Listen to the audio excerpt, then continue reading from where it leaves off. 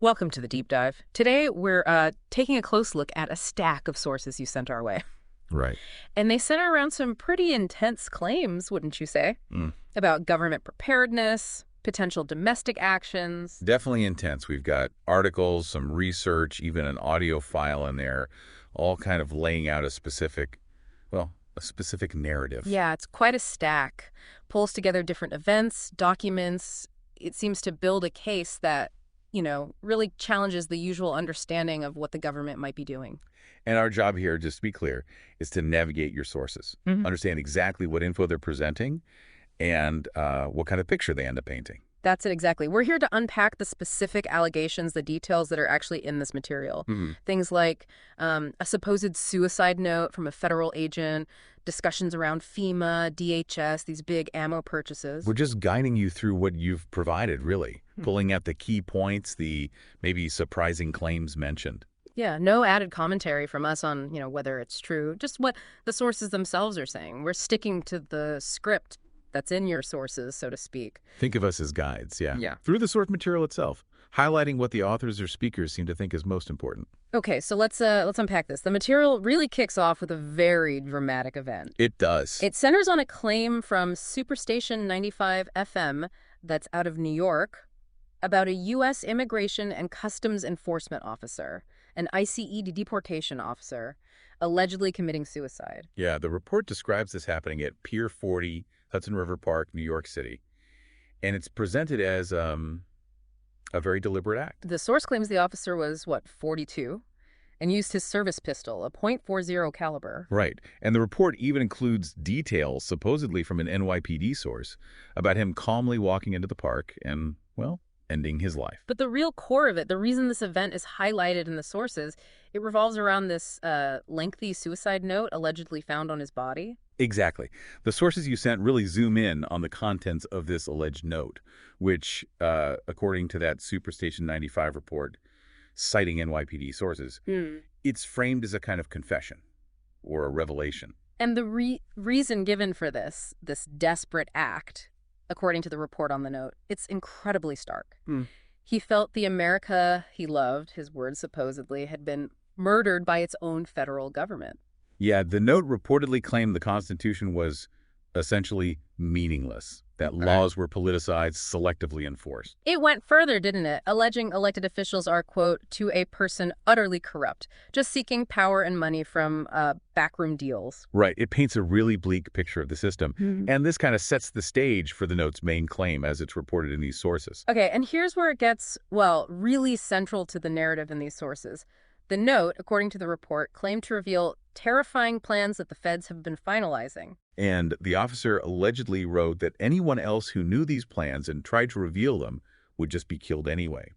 So he chose this method, suicide, to try and get the information out.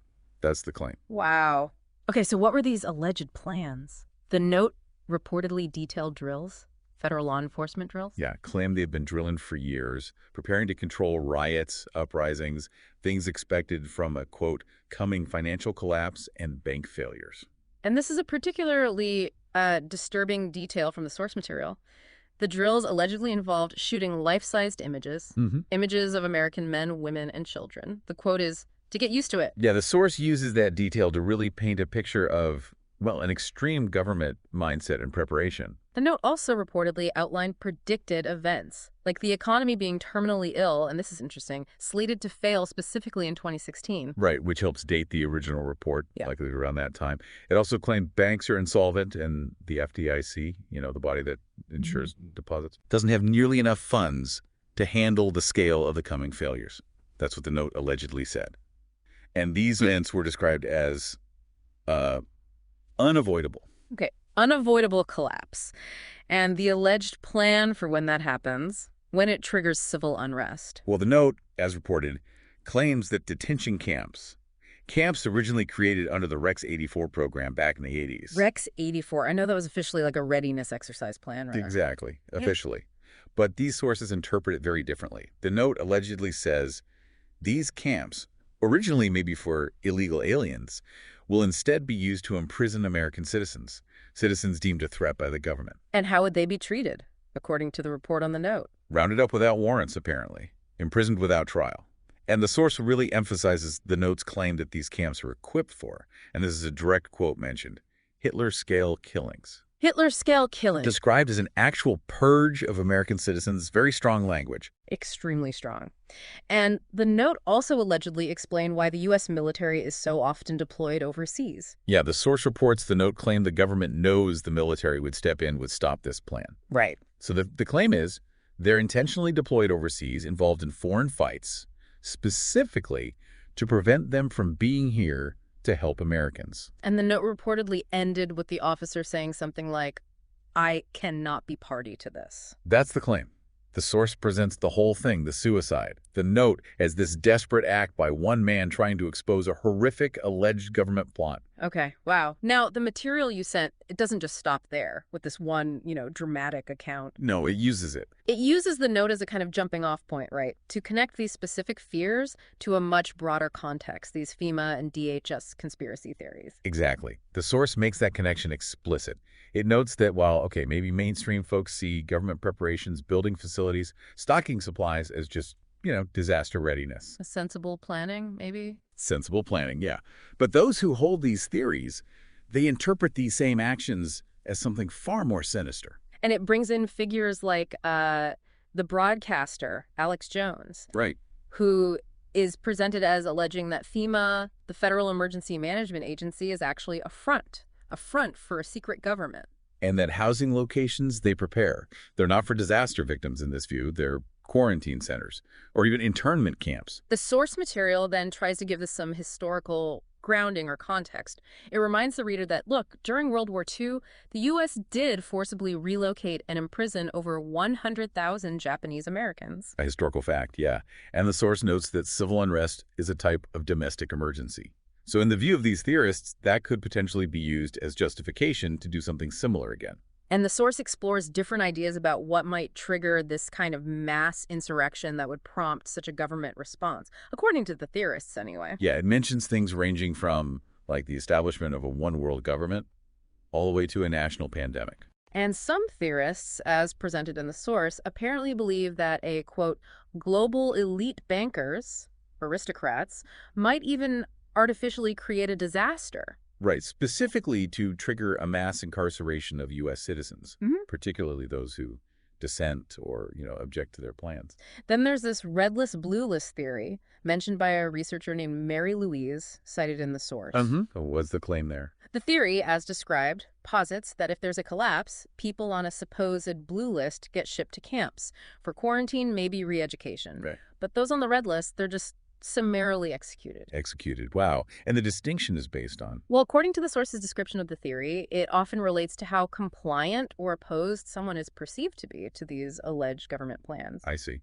The source also references theorists like Dr. John Coleman. Right. What's his alleged claim? He supposedly claims that FEMA's focus has gradually shifted away from just dealing with natural disasters, hurricanes, floods, whatever, and towards concentrating on managing a hypothetically unruly domestic populace, controlling the population itself. And the source also makes a point about FEMA being incorporated into the Department of Homeland Security, DHS, back in 2003. Yeah, which most people probably saw as just bureaucratic reshuffling after 9/11. Makes sense on the surface. But the source explains how, within this conspiracy narrative, that move makes perfect sense. It's seen as evidence of FEMA being plugged into a larger national security and, well, control apparatus. Right. And the source suggests that theorists don't just rely on stories or interpretations. They point to specific laws, official documents, calling them concrete evidence. But just the tip of the iceberg, right? That phrase is used, implying there's much more hidden beneath. Exactly. And it names some of these documents they focus on. Like Rex 84, which we mentioned, the Patriot Act extensions, Operation Garden Plot, and the original executive orders that created FEMA itself. So let's quickly break down how the source frames those, because it's key to their argument. Rex 84, officially a readiness exercise, but the source interprets it as a blueprint for mass detention. Got it. Patriot Act extensions, post-9/11 laws, expanding surveillance, executive powers. Theorists see these as tools to identify and control dissenters. Makes sense in that framework. Operation Garden Plot, an older plan for military support in civil disturbances. The source views it as proof of planning for domestic military action against citizens. Okay. And the executive orders creating FEMA, not just administrative acts, but seen as laying the legal foundation for huge executive power during emergencies. The source uses these as sort of foundational proof points for the government having both the capacity and the intent for this alleged widespread control. Right. Okay, that sets up the legal or procedural side of the argument. Then there's another major point of concern detailed in the source material, this alleged government stockpiling of ammunition. Oh yeah, this is a big one in the source's very specific allegations about purchases, specifically by the Department of Homeland Security, DHS. It claims DHS bought, what was it? A staggering 450 million bullets in just 1 month. That's the claim. Yeah. And then another 200 million a few months later. Wow. And this is presented as being on top of a reported 1.6 billion rounds they already supposedly had. Yeah, billion with a B. And to give that scale, the source offers a comparison point. The Iraq War comparison. Exactly. During the height of the Iraq War, U.S. soldiers reportedly used about 512 million rounds of ammo per month. Okay, 512 million a month in Iraq. So the math presented in the source is... Well, based on that comparison, the claim is that DHS allegedly has enough bullets to wage a full-scale war for the next 30 years. 30 years, okay. Now, the source does mention the official explanation given for these huge purchases, right? It does. Training purposes. That's the official line cited. But then the source immediately introduces skepticism. It quotes figures like a military veteran named Richard Mason. Right. And he reportedly questions the type of ammo being bought, specifically hollow points, and whether they're really needed for training. He's quoted asking, why would they need all those hollow points? Yeah, and he apparently claims military personnel never trained with hollow points, and that he barely even saw them during his time in the Marines. So the significance there, as the source presents it, hollow points are designed differently than practice ammo, right? Exactly. They're designed to expand on impact in soft tissue, much more lethal against human targets. Not the cheaper, standard ball ammo you typically use for just target practice or training drills. So this detail, the hollow points, is used by the source to undermine the training explanation. Right. It points towards, in their view, a more sinister intended use for all those bullets. In the interpretation presented by the theorists in the source, it seems pretty clear-cut. Yeah, it's presented as unequivocal. This is our government buying up bullets to use against us. That these purchases, especially of hollow points, are proof they're getting true weapons of war ready for domestic use.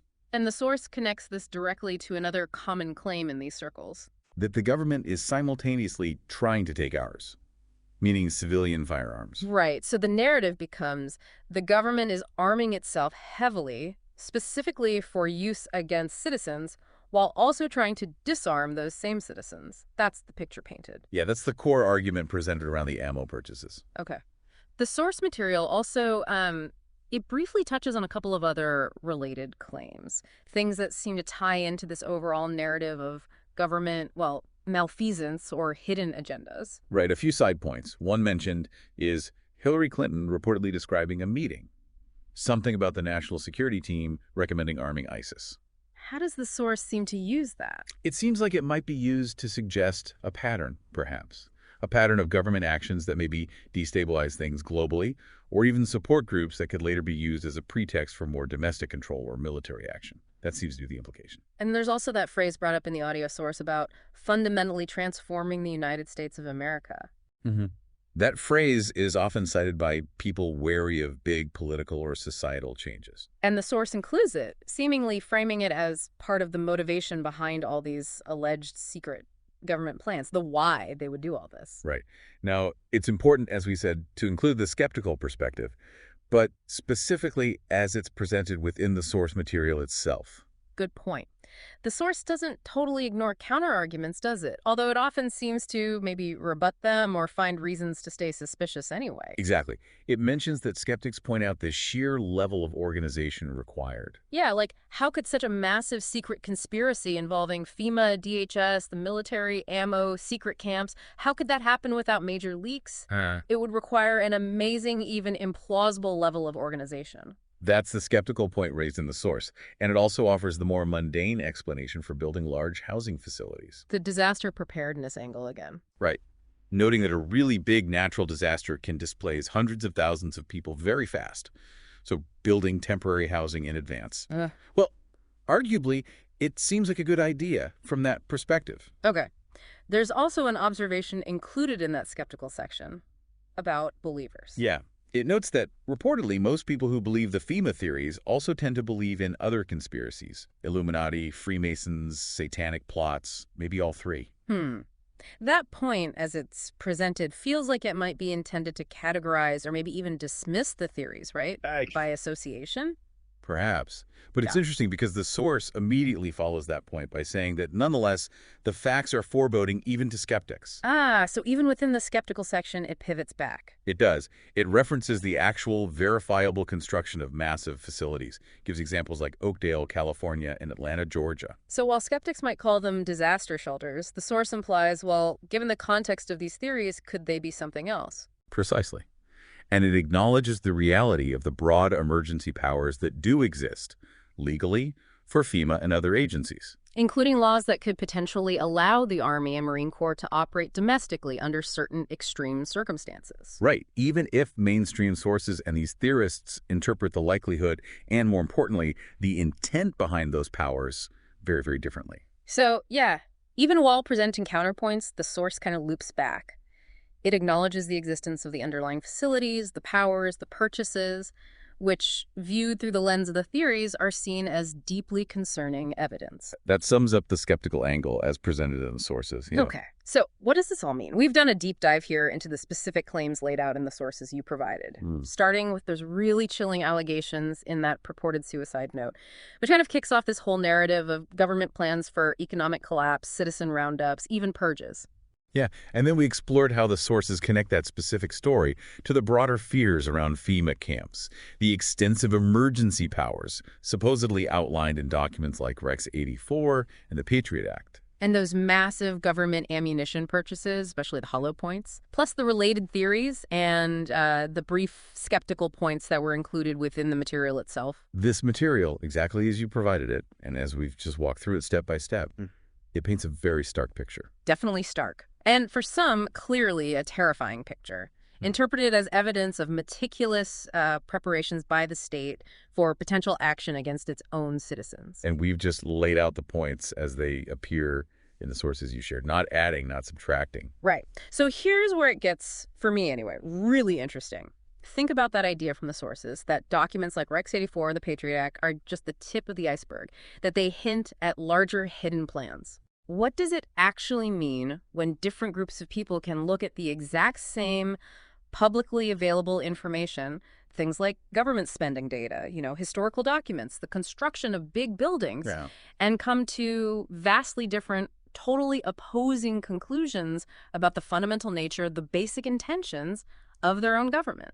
That's a really powerful question, isn't it? It really highlights how things like perceived transparency or the lack of it, and just fundamental trust, or maybe deep distrust in institutions, can dramatically shape how people interpret objective data. Yeah, leading to fundamentally different realities almost for different groups of people looking at the exact same world. Definitely something worth thinking about long after this dive is over.